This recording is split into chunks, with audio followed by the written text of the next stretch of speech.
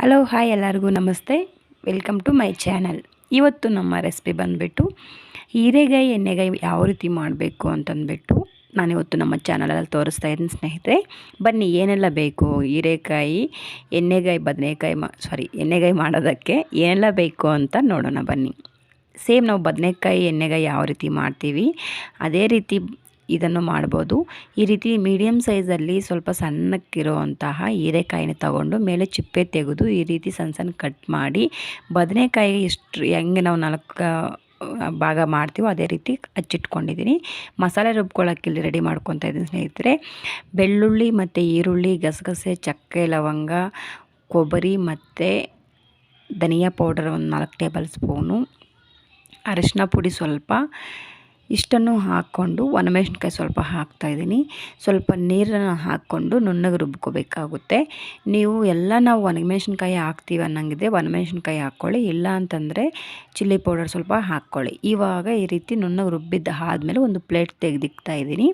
ಇವಾಗ ನಾವು ಕಟ್ ಮಾಡಿ ಇಟ್ಕೊಂಡಿರೋ ಅಂತಹ ಹೀರೆಕಾಯಿಗೆ ಈ ರೀತಿ 4 ಭಾಗವಾಗಿ ಮಾಡ್ಕೊಂಡಿದ್ವಲ್ಲ ಅದಕ್ಕೆ ಈ ಮಸಾಲೆಯನ್ನು ಇವಾಗ ಸೇರಿಸ್ತಾ ಇದ್ದೀನಿ. ಪ್ರತಿಯೊಂದಕ್ಕೂ ಅದೇ ರೀತಿ ಸೇರಿಸ್ಬೇಕು.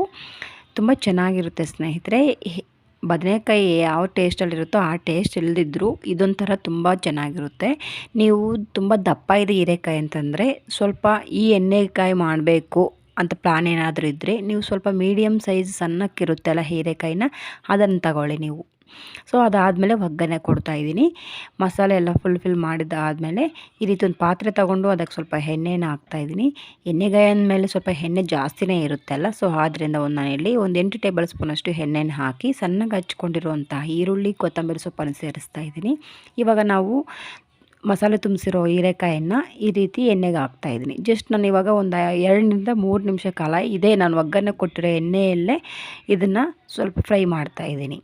ಈ ರೀತಿ ಎಲ್ಲ ಕಡೆ ತಿರ್ಸ್ಕೊಂಡು ಒಂದು 3 ನಿಮಿಷ ಕಾಲ ನೀವು ಎಣ್ಣೆಯಲ್ಲೇ ಇದನ್ನು ಫ್ರೈ ಮಾಡ್ಕೊಳ್ಳಿ. ತುಂಬ ಚೆನ್ನಾಗಿ ಬರುತ್ತೆ. ಕಾಯಿ ಟೇಸ್ಟು ಅನ್ನೋದು ಮಸಾಲೆ ಅನ್ನೋದು ಚೆನ್ನಾಗಿ ಹಿಡಿಸುತ್ತೆ ಹೀರೆಕಾಯಿಗೆ. ಸ್ನೇಹಿತರೆ, ಯಾರೆಲ್ಲ ನಮ್ಮ ಚಾನಲ್ಗೆ ಹೊಸದಾಗಿ ನೋಡ್ತಾ ಇದ್ದೀರೋ, ನನ್ನ ಹೆಸರು ಸುನೀತಾ. ನಮ್ಮ ಚಾನಲಲ್ಲಿ ಕುಕ್ಕಿಂಗ್ ಅಷ್ಟೇ ಅಲ್ಲ, ಕೆಲವೊಂದು ಟಿಪ್ಸನ್ನು ಸಹ ಶೇರ್ ಮಾಡಿದ್ದೀನಿ ಪ್ರೀವಿಯಸ್ ವೀಡಿಯೋಸ್ ಎಲ್ಲ. ನೀವು ಒಮ್ಮೆ ಹೋಗಿ ಎಲ್ಲ ಚೆಕ್ ಮಾಡಿಕೊಂಡು ವೀಡಿಯೋಸ್ ನೋಡಿ ನಿಮ್ಗೆ ಇಷ್ಟ ಆದರೆ ಲೈಕ್ ಮಾಡಿ, ಶೇರ್ ಮಾಡಿ, ಸಬ್ಸ್ಕ್ರೈಬ್ ಮಾಡ್ಕೊಂಡು ನೋಡಿ. ಒಂದು 3 ನಿಮಿಷ ನಾವು ಈ ರೀತಿ ಎಣ್ಣೆಯೆಲ್ಲ ಫ್ರೈ ಮಾಡಿದ್ದ ಆದಮೇಲೆ ಕಟ್ ಮಾಡಿರುವಂತಹ ಒಂದು ಟೊಮೊಟೊನ ಸಹ ಸೇರಿಸ್ತಾ ಇದ್ದೀನಿ. ಟೊಮೊಟೊ ಹಾಕಿದ ತಕ್ಷಣ ನಾವು ಏನು ರುಬ್ಬಿಕೊಂಡು ಉಳಿದಿರೋ ಅಂತಹ ಮಸಾಲೆ ಇತ್ತು ಅದನ್ನು ಹಾಕ್ತಾಯಿದ್ದೀನಿ. ಮಸಾಲೆ ಜಾಸ್ತಿ ನಾನೇನು ಇಲ್ಲಿ ರುಬ್ಬಿಟ್ಕೊಂಡಿಲ್ಲ. ನಾನು ಜಸ್ಟ್ ಒಂದು 2 ಟೈಮ್ಸ್ ಮಾರ್ನಿಂಗು ಮತ್ತು ಮಧ್ಯಾಹ್ನ ತಿನ್ನೋಷ್ಟು ಕ್ವಾಂಟಿಟಿಯಲ್ಲಿ ಮಾಡ್ತಾಯಿದ್ದೀನಿ. ನಿಮಗೆ ಇನ್ನೊಂದು ನೀರು ಜಾಸ್ತಿ ಹಾಕ್ಕೊಂಡು ನಾವು ಸಾಂಬಾರು ಥರ ಮಾಡ್ಕೊತೀವಿ ಅಂತಂದರೆ ಅದು ಓಕೆನೇ. ನೀವು ಬೇಕಂದ್ರೆ ನೀರಿನ ಕ್ವಾಂಟಿಟಿ ಹೆಚ್ಚು ಮಾಡಿಕೊಂಡು ಉಪ್ಪು ಖಾರ ತಕ್ಕಂಗೆ ಹಾಕ್ಕೊಂಡ್ರೆ ನಡೆಯುತ್ತೆ. ನಾನಿಲ್ಲಿ ಜಸ್ಟ್ ಗ್ರೇವಿ ಥರ ಮಾಡ್ತಾಯಿದ್ದೀನಿ. ಈ ಎಣ್ಣೆಗಾಯಿ ಅಂತಂದಮೇಲೆ ಸ್ವಲ್ಪ ಗಟ್ಟಿಗೆ ಕರಿ ಥರ ಇದ್ರೇ ಚೆನ್ನಾಗಿರುತ್ತೆ ಟೇಸ್ಟು. ಆದ್ದರಿಂದ ನಾನು ಸ್ವಲ್ಪ ನೀರನ್ನು ಹಾಕ್ಕೊಂಡು ಹೀರೆಕಾಯಿ ಎಲ್ಲ ಬೇಯಬೇಕಲ್ಲ ಅಂತಂದ್ಬಿಟ್ಟು ಸ್ವಲ್ಪ ನೀರನ್ನು ಹಾಕಿ ನಾನು ತಕ್ಕ ಮಟ್ಟಿಗೆ ಮಾಡಿಟ್ಟಿದ್ದೀನಿ. ನೋಡಿ ಸ್ನೇಹಿತರೆ, ನಾನು ಸ್ಟ್ರಕ್ಚರ್ ಬಂದುಬಿಟ್ಟು ಈ ರೀತಿ ಇದೆ. ಚಪಾತಿಗೆ, ಮುದ್ದೆಗೆ, ರೈಸ್ಗೆ ಆರಾಮಾಗಿ ತಿನ್ಬೋದು ಸ್ನೇಹಿತರೆ. ಇದು ಸ್ನೇಹಿತರೆ ಇವತ್ತಿನ ನಮ್ಮ ವಿಡಿಯೋ. Thank you.